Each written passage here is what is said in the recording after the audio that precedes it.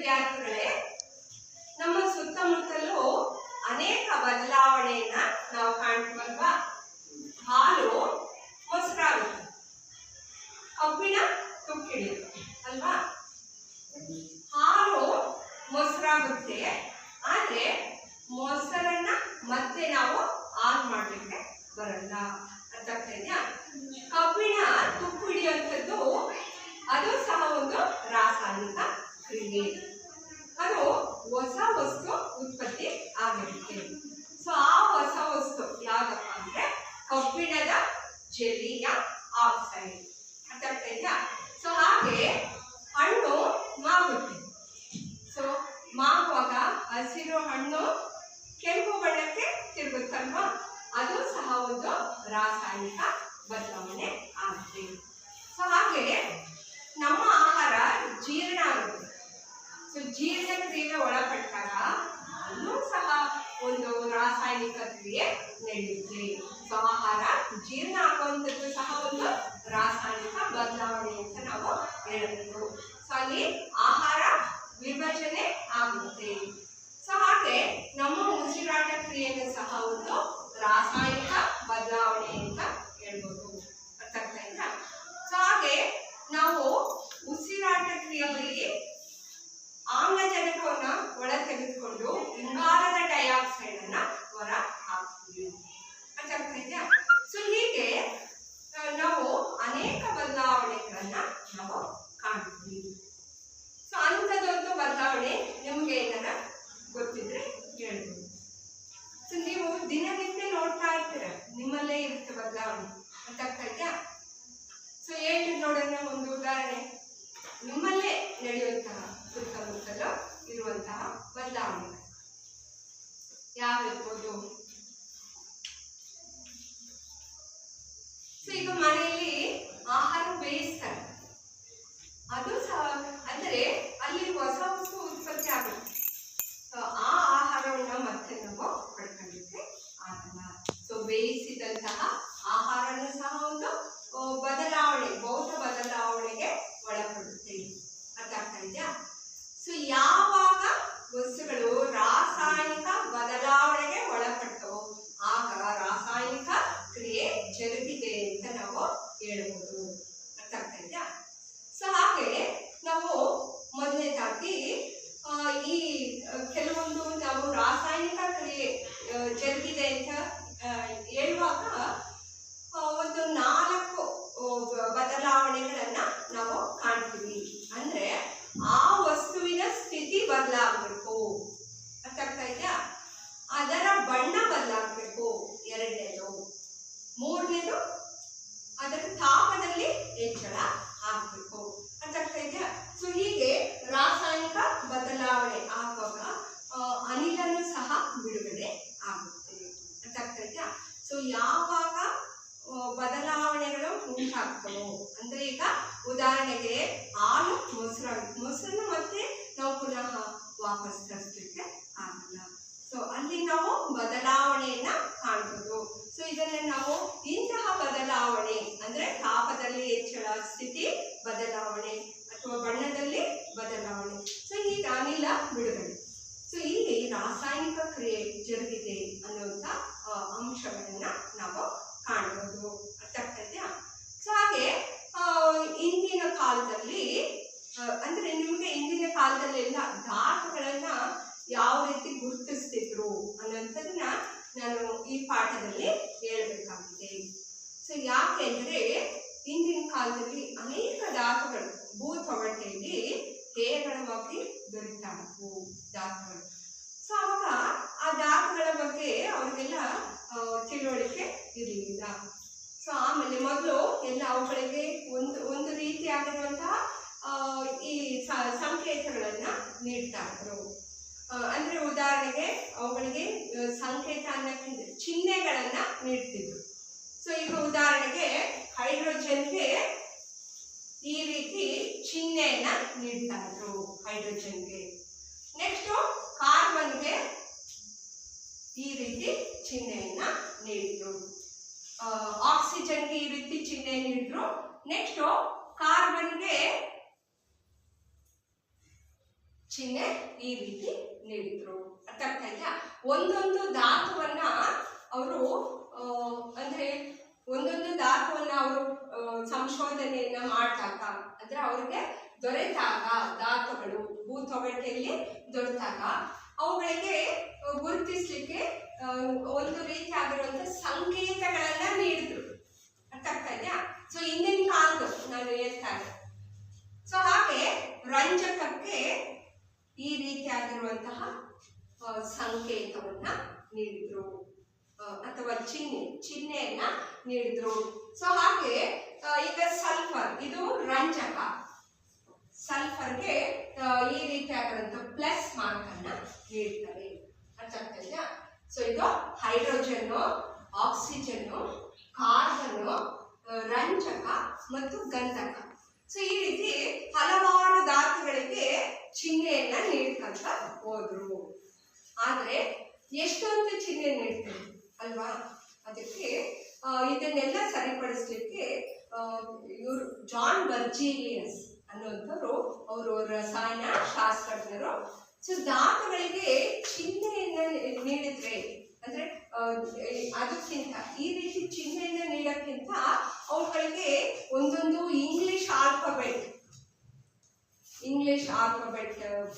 ಅನ್ನ ನೀಡ್ಬಿಟ್ಟು ಅವುಗಳಿಗೆ ಒಂದೊಂದು ಸಂಕೇತವನ್ನ ನೀಡಿದ್ರೆ ನಾವು ಅವುಗಳನ್ನ ಗುರುತಿಸ್ಬಿಟ್ಟು ಅವುಗಳ ಬಗ್ಗೆ ಸ್ಟಡಿ ಮಾಡ್ಲಿಕ್ಕೆ ಈಸಿ ಆಗುತ್ತೆ ಅನ್ನುವಂಥದ್ದನ್ನ ಜಾನ್ ಬರ್ಜೀಲಿಯಸ್ ಅನ್ನುವಂಥ ಅವರು ರಸಾಯನ ಶಾಸ್ತ್ರಜ್ಞರು ಈ ಧಾತುಗಳಿಗೆ ಸಂಕೇತವನ್ನ ನೀಡಿದ್ರು. ಸೊ ಈಗ ಹೈಡ್ರೋಜನ್ಗೆ H ಅಂತ ನೀಡಿದ್ರು. ಅರ್ಥ ಆಗ್ತಾ ಇದೆಯಾ? ಹೀಲಿಯಂಗೆ HE ಅಂತ ನೀಡಿದ್ರು. ಅಂದ್ರೆ ಒಂದು ಕ್ಯಾಪಿಟಲ್ H ಅನ್ನ ನೀಡಿದ್ರು, ಅದ್ರ ಪಕ್ಕ ಸ್ಮಾಲ್ ಲೆಟರ್ ಅನ್ನ ನೀಡಿದ್ರು. ಯಾಕೆಂದ್ರೆ ಒಂದೇ ರೀತಿಯಾಗಿರುವಂತಹ ಧಾತುಗಳು ಅಂದ್ರೆ ಈಗ ಇವುಗಳನ್ನ ಅಂದ್ರೆ ಧಾತುಗಳನ್ನ ಅವುಗಳ ಗ್ರೀಕ್ ಪದಗಳಲ್ಲಿ ಇತ್ತು. ಈಗ ಸೋಡಿಯಂ ಕೆಲವೊಂದನ್ನ H ಅಂತ ಕೊಟ್ರು, H ರೀತಿ ನಾವೊಂದು ಧಾತು ಬಂದಾಗ ಅದರ ಪಕ್ಕ ಸ್ಮಾಲ್ ಲೆಟರ್ ಅನ್ನ ನೀಡಿದ್ರು. ಸೊ ಹಾಗೆ ಈಗ ಉದಾಹರಣೆಗೆ ಈ ಕಬ್ಬಿಣಕ್ಕೆ ಫೆರಮ್ ಅಂತ ಕರೀತಾರೆ. ಕೆಲವೊಂದು ಗ್ರೀಕ್ ಪದವನ್ನ ನೀಡಿದ್ರು. ಕಬ್ಬಿಣಕ್ಕೆ ಐರನ್, ಇಂಗ್ಲಿಷ್ ನಲ್ಲಿ ಐರನ್ ಅಂತ, ಆದ್ರೆ ಐಯನ್ನ ನೀಡಲ್ಲ. ಯಾಕೆಂದ್ರೆ ಅಯೋಡಿನ್ ಅನ್ನುವಂತ ಪದ ಆಲ್ರೆಡಿ ಕೊಟ್ಬಿಟ್ಟಿದ್ರು. ಅದಕ್ಕೆ ಐ ಅಂತ ಕೊಟ್ಟಿದ್ರಲ್ವಾ, ಅದಕ್ಕೋಸ್ಕರ ಅದನ್ನ ಗ್ರೀಕ್ ಪದದಲ್ಲಿ ಈಗ ಕಬ್ಬಿಣಕ್ಕೆ ಗ್ರೀಕ್ ಪದ ಫೆರಮ್ ಅಂತ ಕರೀತಾರೆ. ಆ ಫೆರಮ್ ಅನ್ನುವಂತ ಪದವನ್ನ ಕಬ್ಬಿಣಕ್ಕೆ ನೀಡ್ಬಿಟ್ಟು Fe ಅಂತ ನೀಡಿದ್ರು. ಸೊ ಈ ರೀತಿ ನಾವೇನು ಆಧುನಿಕ ಆವರ್ತ ಕೋಷ್ಟಕದಲ್ಲಿ ನಾವು ಸಂಕೇತಗಳನ್ನ ನೋಡ್ತೀವೋ ಅದನ್ನ ಜಾನ್ ಬರ್ಜೀಲಿಯಸ್ ಅನ್ನುವಂತ ಈ ರಸಾಯನ ಶಾಸ್ತ್ರಜ್ಞರು ನೀಡಿದ್ರು. ಆಮೇಲೆ ಆವರ್ತ ಕೋಷ್ಟಕ ಅದು ಒಂದು ಇಷ್ಟನೇ ಇದೆ. ಅಂದ್ರೆ ಆವರ್ತ ಕೋಷ್ಟಕದಲ್ಲಿ ಇವುಗಳನ್ನ ಸಂಕೇತಗಳನ್ನ ಅಂದ್ರೆ ಅವುಗಳ ಪರಮಾಣು ಸಂಖ್ಯೆ ಆಧಾರದ ಮೇಲೆ ಧಾತುಗಳನ್ನ ಮ್ಯಾಸ್ಲೆ ಅನ್ನುವಂಥವ್ರು ಧಾತುಗಳನ್ನು ಜೋಡಿಸ್ತಾರೆ. ಸೊ ಮೆಂಡಲೀವ್ ಅವರ ಆಧುನಿಕ ಆವರ್ತ ಕೋಷ್ಟಕದಲ್ಲಿ ಏನಂದ್ರೆ ಧಾತುಗಳನ್ನ 118 ಧಾತುಗಳನ್ನ ಸುಮಾರು ಆಧುನಿಕ ಆವರ್ತ ಕೋಷ್ಟಕದಲ್ಲಿ ಅವುಗಳನ್ನ ಜೋಡಿಸಿದ್ದಾರೆ. ಅರ್ಥ ಆಗ್ತಾ ಇದೆಯಾ? ಸೊ ಹಾಗೆ ನಾವು ಈ ಪಾಠದಲ್ಲಿ ನೀವು ರಾಸಾಯನಿಕ ಸಮೀಕರಣ ಯಾವ ರೀತಿ ಬರಿಬೇಕು ಅನ್ನೋದನ್ನ ನೀವು ತಿಳ್ಕೊಳ್ತೀರಾ. ಜೊತೆಗೆ ಈ ಆವರ್ತ ಕೋಷ್ಟಕದಲ್ಲಿ ಬರುವಂತ ಚಿಹ್ನೆಗಳನ್ನ ನೀವು ಕಲಿಬೇಕು ಮೊದಲನೇದಾಗಿ. ಅರ್ಥ ಆಗ್ತಾ ಇದೆಯಾ? ಕಬ್ಬಿಣಕ್ಕೆ ಏನು ಅವುಗಳ ಸಂಕೇತ ಏನು, ಹೈಡ್ರೋಜನ್ನ ಸಂಕೇತ ಏನು, ಈ ರೀತಿ ಅವುಗಳ ಸಂಕೇತಗಳು ನಿಮಗೆ ಮೊದಲು ತಿಳ್ಕೊಂಡಿರ್ಬೇಕು. ಅರ್ಥ ಆಗ್ತಾ ಇದೆಯಾ? ಸೊ ಹಾಗೆ ನಾವು ಇಲ್ಲಿ ಸಂಕೇತಗಳು ಯಾವ ರೀತಿ ಬರಬೇಕು, ಆಮೇಲೆ ರಾಸಾಯನಿಕ ಸಮೀಕರಣ ಯಾವ ರೀತಿ ಸರಿ ತೂಗಿಸ್ಬೇಕು, ಆಮೇಲೆ ನಶಿಸುವಿಕೆ, ಕಮಟುವಿಕೆ, ಆಮೇಲೆ ರಾಸಾಯನಿಕ ಕ್ರಿಯೆಯ ವಿಧಗಳ ಬಗ್ಗೆ ಸಹ ನಾವು ತಿಳ್ಕೊಂಡಿದ್ವಿ. ಆದ್ರೆ ಈ ಪಾಠದಲ್ಲಿ ನಾವು ಸಮೀಕರಣ ಯಾವ ರೀತಿ ಅಂದ್ರೆ ಸಮೀಕರಣ ಒಂದು ಬರೆದು ಬಿಟ್ಟು ಸಮೀಕರಣದಲ್ಲಿ ಬರುವಂತಹ ಚಿಹ್ನೆಗಳ ಬಗ್ಗೆ ನಾವು ತಿಳ್ಕೊಂಡ್ವಿ. ಸೊ ನೆಕ್ಸ್ಟ್ ಪಾಠದಲ್ಲಿ ನಾವು ಈ ರಾಸಾಯನಿಕ ಕ್ರಿಯೆ ವಿಧಗಳು, ಸೊ 4 ವಿಧಗಳಿವೆ. ರಾಸಾಯನಿಕ ಸಂಯೋಗ ಕ್ರಿಯೆ, ರಾಸಾಯನಿಕ ಸ್ಥಾನಪಲ್ಲಟ ಕ್ರಿಯೆ, ರಾಸಾಯನಿಕ ವಿಭಜನೆ ಕ್ರಿಯೆ, ರಾಸಾಯನಿಕ ದ್ವಿಸ್ಥಾನಪಲ್ಲಟ ಕ್ರಿಯೆ ಅಂದ್ಬಿಟ್ಟು 4 ವಿಧದ ರಾಸಾಯನಿಕ ಕ್ರಿಯೆ ಜರುಗುತ್ತೇವೆ. ಅರ್ಥಾಗ್ತಾ ಇದೆಯಾ? ನಾವು ಈಗ ರಾಸಾಯನಿಕ ಕ್ರಿಯೆ ಜರುಗಿದೆ ಅನ್ನೋದಕ್ಕೆ ಒಂದು ಚಟುವಟಿಕೆ ಮೂಲಕ ನಾವು ತಿಳ್ಕೊಳ್ಳೋಣ. ಸೊ ಇಲ್ಲಿ ಈ ಚಟುವಟಿಕೆಯಲ್ಲಿ ನಾವು ಒಂದು ಕ್ಯಾಂಡಲ್ ಅನ್ನ ತೆಗೆದುಕೊಂಡಿದ್ದೀವಿ. ಇದು ಮೆಗ್ನೀಷಿಯಂ ಪಟ್ಟಿ, ಆಯ್ತಾ? ಮೆಗ್ನೀಷಿಯಂ ಧಾತು Mg ಅದರ ಸಂಕೇತ Mg, ಆಯ್ತಾ?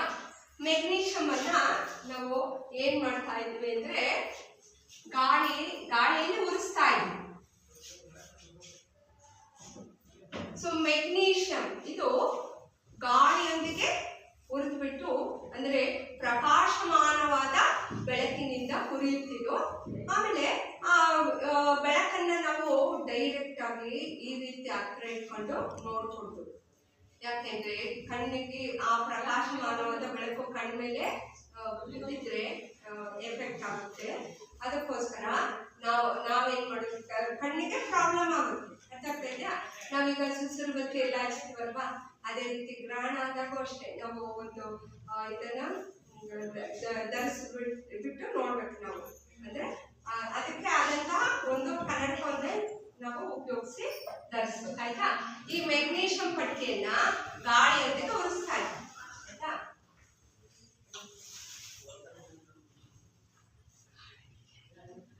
ಮೊದಲನೇದಾಗಿ ಈಗ ಮೆಗ್ನೀಷಿಯಂ ಅನ್ನ ನಾವು ಮೊದಲು ಚೆನ್ನಾಗಿ ಉಜ್ಜಬೇಕು, ಆಯ್ತಾ? ಯಾಕೆಂದ್ರೆ ಮೆಗ್ನೀಷಿಯಂ ಆಕ್ಸೈಡ್ ಪದರ ಕೂತಿರುತ್ತಿದ್ರೊಳಗೆ, ಅದಕ್ಕೋಸ್ಕರ ಉರಿಯೋದು ಸ್ವಲ್ಪ ಲೇಟ್ ಆಗುತ್ತೆ.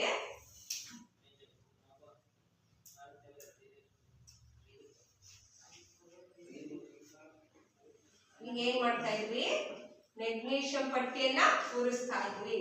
ನೋಡ್ತಾ ಇದ್ದೀರಲ್ವಾ, ಮೆಗ್ನೀಷಿಯಂ ಗಾಳಿಯೊಂದಿಗೆ ಉರಿದ್ಬಿಟ್ಟು ಪ್ರಕಾಶಮಾನವಾದ ಬೆಳಕಿನಿಂದ ಉರಿಯುತ್ತಲ್ವಾ.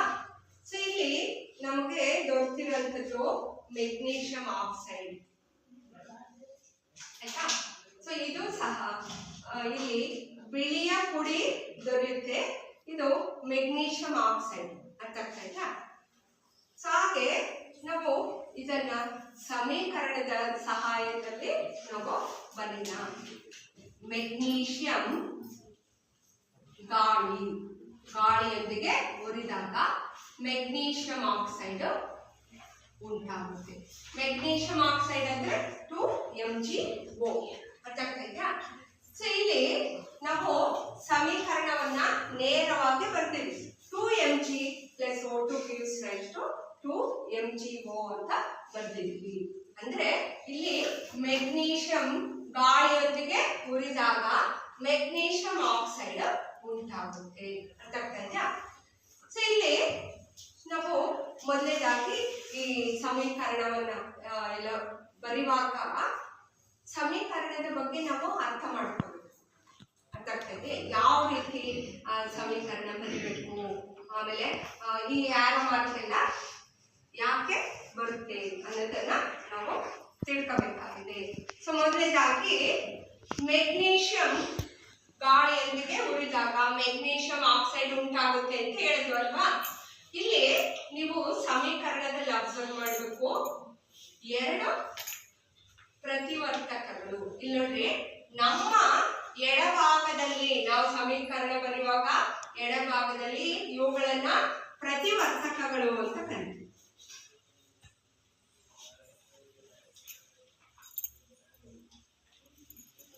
ಸೊ ನಮ್ಮ ಬಲಭಾಗದಲ್ಲಿ ಇರುವಂತದ್ದು ಉತ್ಪನ್ನ ಅಂತ ಕರೀತೀವಿ. ಅರ್ಥ ಆಗ್ತಾ ಇದೆಯಾ? ಉತ್ಪನ್ನಗಳು. ನಾವು ಇಲ್ಲಿ ಏನ್ ಅಬ್ಸರ್ವ್ ಮಾಡ್ತೀವಪ್ಪ ಅಂದ್ರೆ, ಇಲ್ಲಿ 2 ಪ್ರತಿವರ್ತಕ ಸೇರ್ಬಿಟ್ಟು ಒಂದು ಉತ್ಪನ್ನ ಆಗಿದೆ. ಅರ್ಥ ಆಗ್ತಾ ಇದೆಯಾ? ಸೊ ಸೊ ಇಲ್ಲಿ ನಾವು ಬರೆದಿರುವಂತಹ ಸಮೀಕರಣ ಏನಪ್ಪಾ ಅಂದ್ರೆ ಎರಡು ಪ್ರತಿವರ್ತಕಗಳು ಸೇರಿ ಒಂದು ಉತ್ಪನ್ನ ಆಗಿದೆ. ಅಂದ್ರೆ ಇದು ರಾಸಾಯನಿಕ ಸಂಯೋಗ ಕ್ರಿಯೆಗೂ ಸಹ ಉದಾಹರಣೆ ಆಗಿದೆ.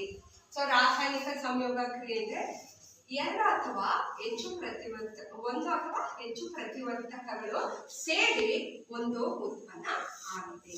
ಅರ್ಥ ಆಗ್ತದಾ?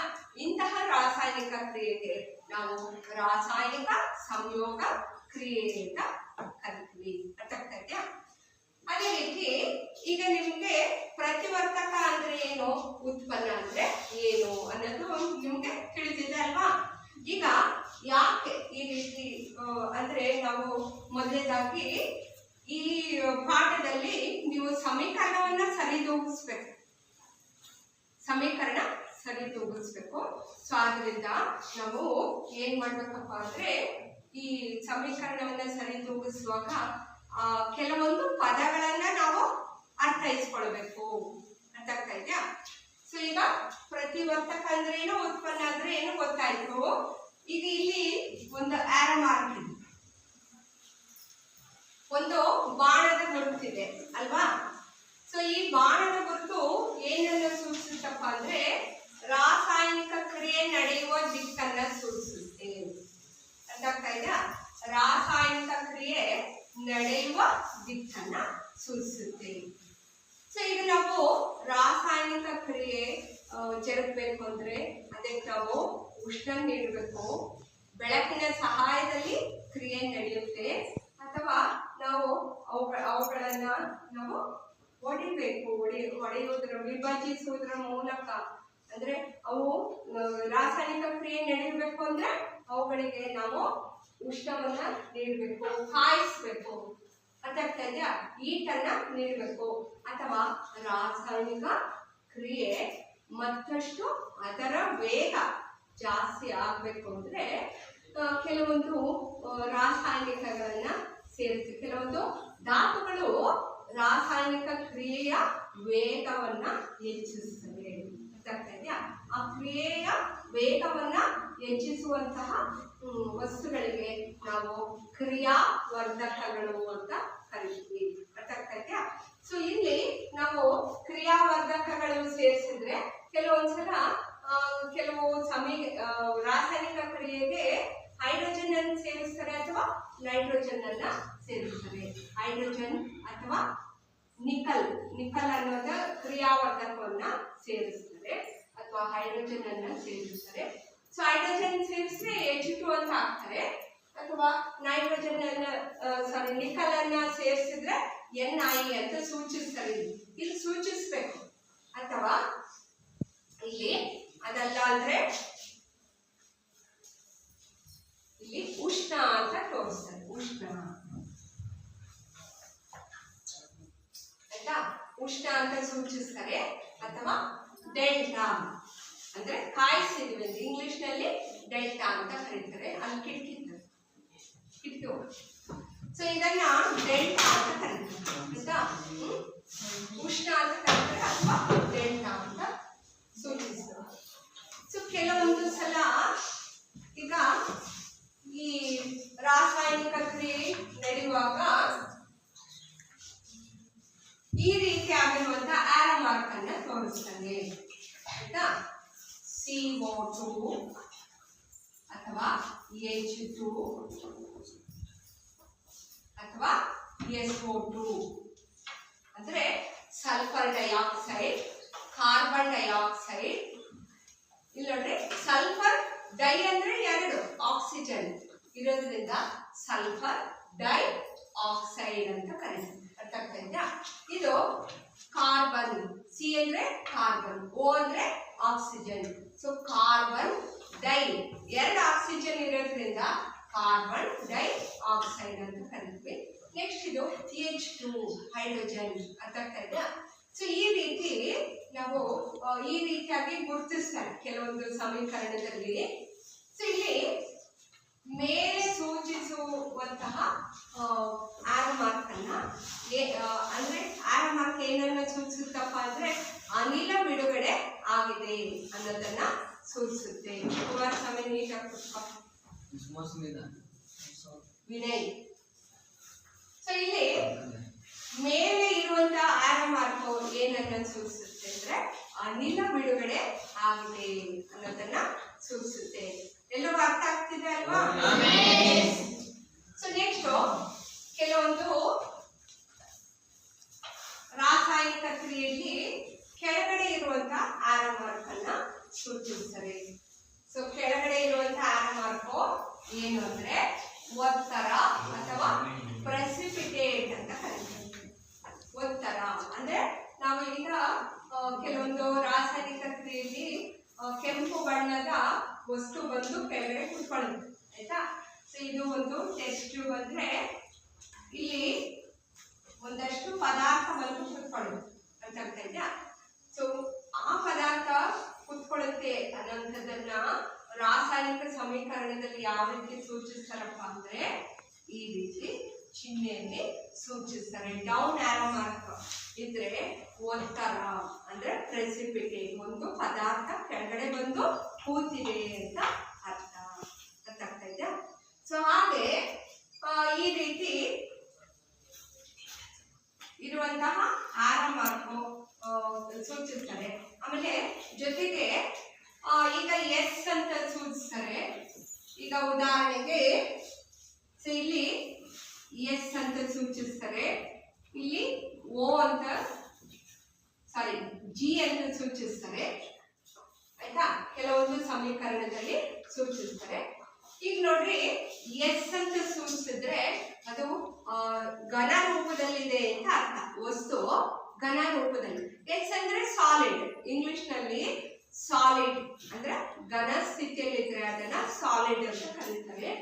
ಸೊ ಆದ್ದರಿಂದ ಇದನ್ನ ಎಸ್ ಅಂತ ಸೂಚಿಸ್ತಾರೆ. ಸೊ ಇಲ್ಲಿ ಸಮೀಕರಣದಲ್ಲಿ ಈಗ ಮೆಗ್ನೀಷಿಯಂ, ನಾನು ತೋರಿಸಿರುವಂತ ಮೆಗ್ನೀಷಿಯಂ ಯಾವ ಇದು ಸ್ಥಿತಿಯಲ್ಲಿದೆ? ಯಾವ ಸ್ಥಿತಿಯಲ್ಲಿದೆ? ಘನ ಸ್ಥಿತಿಯಲ್ಲಿ. ದ್ರವ ಅಂತೂ ಅಲ್ಲ ಅಲ್ವಾ, ಅನಿಲ ಅಂತೂ ಅಲ್ಲ ಅಲ್ವಾ, ಮತ್ತೆ ಇದು ಘನ ಸ್ಥಿತಿಯಲ್ಲಿ ಇದೆ. ಅರ್ಥ ಆಗ್ತಾ ಇದೆಯಾ? ಸೊ ಆದ್ರಿಂದ ಇಲ್ಲಿ ಇಂಗ್ಲಿಷ್ ನಲ್ಲಿ ಘನ ಸ್ಥಿತಿ ಇದ್ರೆ ಸಾಲಿಡ್ ಅಂತ ಕರೀತಾರೆ, ಎಸ್, ಆಯ್ತಾ? ಅದಕ್ಕೆ ಎಸ್ ಅಂತ ಸೂಚಿಸ್ತಾರೆ. ಈಗ ಆಕ್ಸಿಜನ್, ಸೊ ಆಕ್ಸಿಜನ್ ಅಂದ್ರೆ ಅನಿಲ ಸ್ಥಿತಿಯಲ್ಲಿ ಇರುತ್ತೆ. ಅರ್ಥ ಆಗ್ತಾ ಇದೆಯಾ? ಸೊ ಅದಕ್ಕೋಸ್ಕರ ನಾವು ಸಮೀಕರಣ ಬರೆಯುವಾಗ ಇದು ಅಂದ್ರೆ ಅನಿಲ ಸ್ಥಿತಿಯಲ್ಲಿದ್ರೆ ಇದನ್ನ ನಾವು ಜಿ ಅಂತ ಸೂಚಿಸ್ತೀವಿ. ಇಂಗ್ಲಿಷ್ ನಲ್ಲಿ ಜಿ ಅಂದ್ರೆ ಏನು? Gas.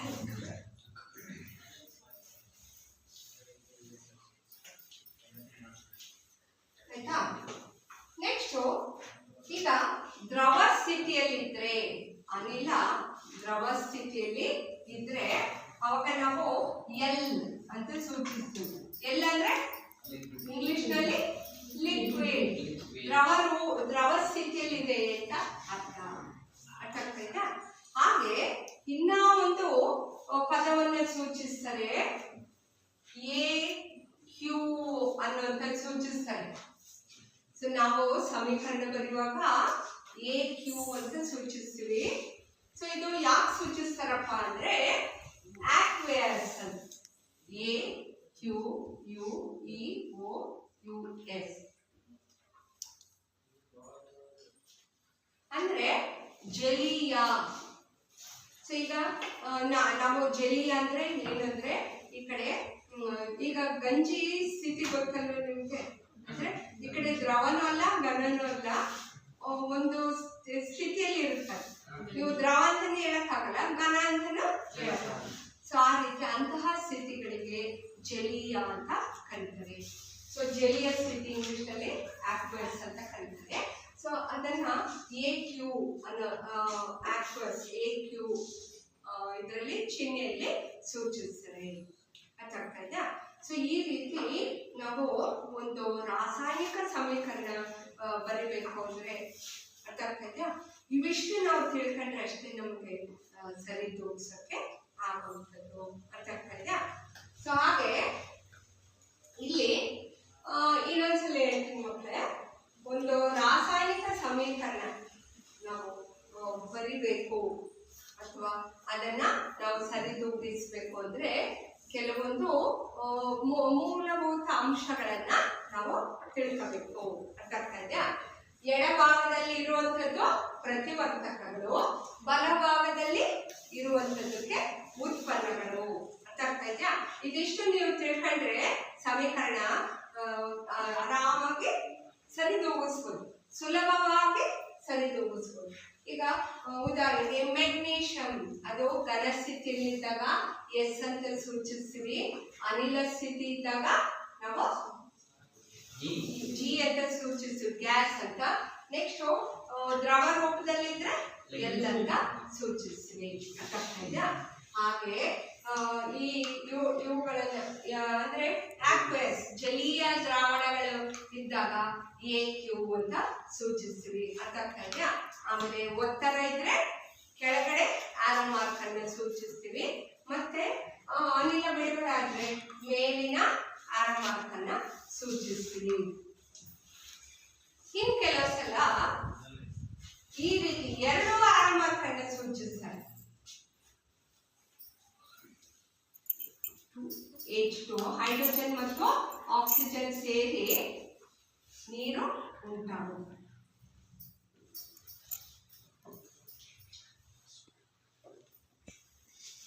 H2 plus O2 hydrogen oxygen ಒಂದಿಗೆ ವರ್ತಿಸಿಬಿಟ್ಟು ನೀರು ಉಂಟಾಗುತ್ತೆ.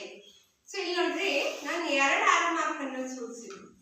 ಅಂದ್ರೆ ಇಲ್ಲಿ ರಿವರ್ಸಿಬಲ್ ರಿಯಾಕ್ಷನ್ ಅಂತ ಇಂತಹ ಸಮೀಕರಣಗಳು ಅಂದ್ರೆ ಏನಪ್ಪಾ ಅಂದ್ರೆ, ಈಗ ಹೈಡ್ರೋಜನ್ ಆಕ್ಸಿಜನ್ ಸೇರಿ ನೀರು ಉಂಟಾಯಿತು. ನೀರನ್ನ ಮತ್ತೆ ನಾವು ವಿಭಜನೆ ಮಾಡಿಬಿಟ್ಟು ಮತ್ತೆ ಹೈಡ್ರೋಜನ್ ಮತ್ತು ಆಕ್ಸಿಜನ್ ಆಗಿ ಪಡ್ಕೋಬಹುದು. ಅರ್ಥ ಆಗ್ತಾ ಇದೆಯಾ?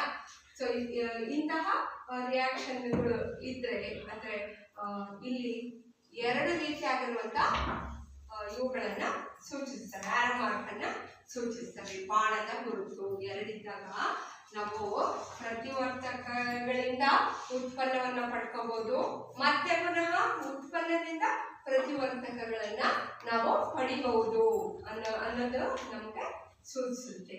ಅರ್ಥ ಆಗ್ತದಾ?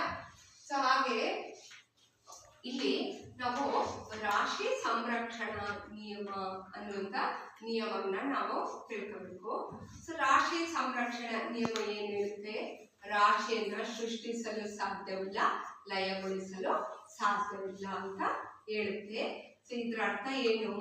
ಪ್ರತಿವರ್ತಕದಲ್ಲಿ ಇರುವಂತಹ ರಾಶಿ ಉತ್ಪನ್ನದಲ್ಲಿ ಇರುವಂತಹ ರಾಶಿಗೆ ಸಮನಾಗಿರ್ಬೇಕು. ಅರ್ಥಾಯ್ತಾ? ಪ್ರತಿವರ್ತಕದಲ್ಲಿ ಎಷ್ಟು ಪರಮಾಣುಗಳಿದ್ದವೋ ಉತ್ಪನ್ನದಲ್ಲೂ ಅಷ್ಟೇ ಪರಮಾಣುಗಳು ಇರಬೇಕು. ಅಂದ್ರೆ ಈ ದಿನ ನೀವು ರಾಸಾಯನಿಕ ಸಮೀಕರಣ ಅಂದ್ರೆ ಏನು ಮತ್ತು ರಾಸಾಯನಿಕ ಕ್ರಿಯೆಯ ವಿಧಗಳು ಯಾವುವು ಅನ್ನೋದನ್ನ ನೀವು ತಿಳ್ಕೊಂಡ್ರಲ್ವಾ? ಈಗ ರಾಸಾಯನಿಕ ಕ್ರಿಯೆಯ ವಿಧಗಳು ಯಾವುವು? ರಾಸಾಯನಿಕ ವಿಭಜನೆ ಕ್ರಿಯೆ, ರಾಸಾಯನಿಕ ಸಂಯೋಗ ಕ್ರಿಯೆ, ರಾಸಾಯನಿಕ ಸ್ಥಾನಪಲ್ಲಟ ಕ್ರಿಯೆ ಮತ್ತು ರಾಸಾಯನಿಕ ದ್ವಿಸ್ಥಾನಪಲ್ಲಟ ಕ್ರಿಯೆ. ಈಗ ರಾಸಾಯನಿಕ ವಿಭಜನೆ ಕ್ರಿಯೆ, ಸಂಯೋಗ ಕ್ರಿಯೆ ಮತ್ತು ರಾಸಾಯನಿಕ ಸ್ಥಾನಪಲ್ಲಟ ಕ್ರಿಯೆ ಮತ್ತು ದ್ವಿಸ್ಥಾನಪಲ್ಲಟ ಕ್ರಿಯೆ, ಇದ್ರ ಬಗ್ಗೆನೂ ಸಹ ನೀವು ಎಲ್ಲ ತಿಳ್ಕೊಂಡ್ರಲ್ವಾ? ಉದಾಹರಣೆಯೊಂದಿಗೆ ನೀವು ತಿಳ್ಕೊಂಡ್ರಿ. ಈಗ ರಾಸಾಯನಿಕ ಸಂಯೋಗ ಕ್ರಿಯೆ ಅಂದರೆ ಎರಡು ಅಥವಾ ಎಲ್ಲಕ್ಕಿಂತ ಹೆಚ್ಚು ಪ್ರತಿವರ್ತನಗಳು ಸೇರಿ ಒಂದು ಉತ್ಪನ್ನ ಆಗುವುದಕ್ಕೆ ಸಂಯೋಗ ಕ್ರಿಯೆ ಎನ್ನುವುದು. ರಾಸಾಯನಿಕ ಸಂಯೋಗ ಕ್ರಿಯೆ ಇರೋದ್ರಲ್ವಾ? ಉದಾಹರಣೆ ಇಲ್ಲೇ ಇದ್ದೇನೆ. 2H2 + O2 2H2. ನೀರು ಆಕ್ಸಿಜನ್ ಜೊತೆಗೆ ಹೈಡ್ರೋಜನ್ ಆಕ್ಸಿಜನ್ ಜೊತೆಗೆ ವರ್ತಿಸ್ಬಿಟ್ಟು ನೀರು ಉಂಟಾಗುವ ಕ್ರಿಯೆ. ಸೊ ಇದನ್ನ ನಾವು ರಾಸಾಯನಿಕ ಸಂಯೋಗ ಕ್ರಿಯೆ ಅಂತ ಕರಿತೀವಲ್ವಾ? ಈಗ ರಾಸಾಯನಿಕ ವಿಭಜನೆ ಕ್ರಿಯೆ ಅಂದ್ರೆ ಒಂದು ಪ್ರತಿವರ್ತಕ ವಿಭಜನೆಗೊಂಡು ಎರಡು ಅಥವಾ ಹೆಚ್ಚು ಉತ್ಪನ್ನಗಳು ಉಂಟಾಗುವುದಕ್ಕೆ ರಾಸಾಯನಿಕ ವಿಭಜನೆ ಕ್ರಿಯೆ. ಸೊ ಈಗ ಉದಾಹರಣೆ ಅಂದ್ರೆ ಈಗ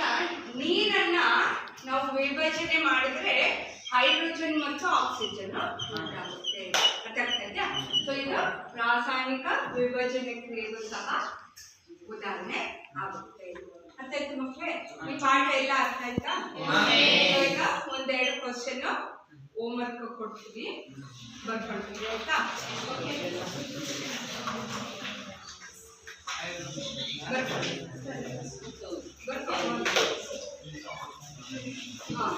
ನಶಿಸುವಿಕೆ ಎಂದರೇನು?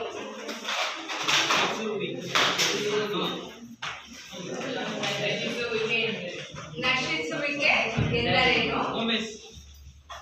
ಉದಾಹರಣೆ ಕೊಡಿ.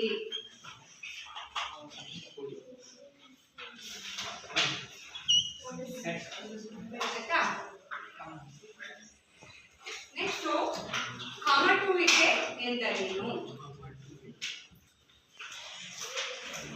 ಕಮಟುವಿಕೆ ಎಂದರೇನು? ಈಗ ಕಮಟುವಿಕೆಯನ್ನ ತಡೆಗಟ್ಟಲು ಉಪಯೋಗಿಸುವ ಅನಿಲ ಯಾವುದು? ಅಂದ್ರೆ ಪೊಟ್ಟಣಗಳನ್ನ ತಯಾರಿಸಲಿಕ್ಕೆ ಒಂದು ಅನಿಲವನ್ನ ಯೂಸ್ ಮಾಡ್ತಾರಲ್ವಾ, ಅದು ಕಮಟುವಿಕೆಯನ್ನ ತಡೆಗಟ್ಟಲಿಕ್ಕೆ ಅನಿಲ ಯೂಸ್ ಮಾಡ್ತಾರೆ, ಅದು ಯಾವುದು? ಆಯ್ತಾ? ಉಷ್ಣ ವಿಭಜನೆ ಕ್ರಿಯೆಯನ್ನು ಉದಾಹರಣೆಯೊಂದಿಗೆ ವಿವರಿಸಿ. ಉಷ್ಣ ವಿಭಜನೆ ಕ್ರಿಯೆಯನ್ನು ಉದಾಹರಣೆಯೊಂದಿಗೆ ವಿವರಿಸಿ.